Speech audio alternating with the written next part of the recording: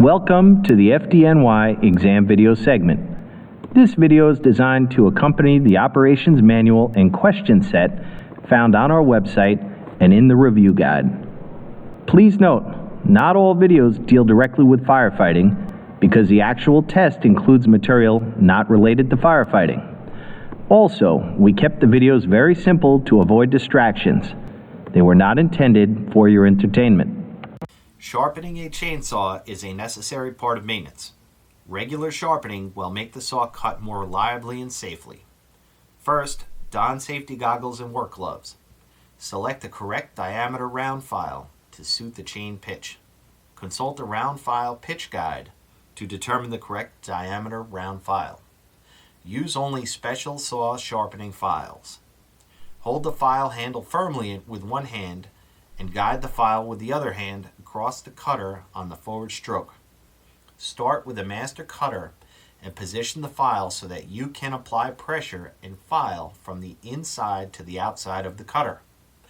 Always hold the file at a right angle, 90 degrees to the guide bar. The file only sharpens on the forward stroke. Lift the file off the cutter on the back stroke. Rotate the file a little at regular intervals while filing to avoid one-sided wear. Saw chains are designed to be filed at an angle of 30 degrees parallel to the service mark for the filing angle.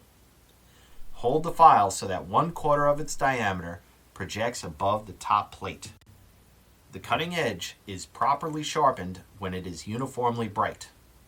File all cutters in the row the same depth. Then turn the chainsaw 180 degrees and file all the cutters in the other row. All cutters must be the same length as the master cutter. The depth gauge setting becomes smaller when the cutter is sharpened. After sharpening the cutters, check the depth gauge setting and lower it if necessary. Place the filing gauge on the saw chain. If the depth gauge is higher than the filing gauge, it must be lowered. File down the depth gauge until it is level with the filing gauge. File the top of the depth gauge parallel to the service mark, but do not lower the highest point of the depth gauge in the process.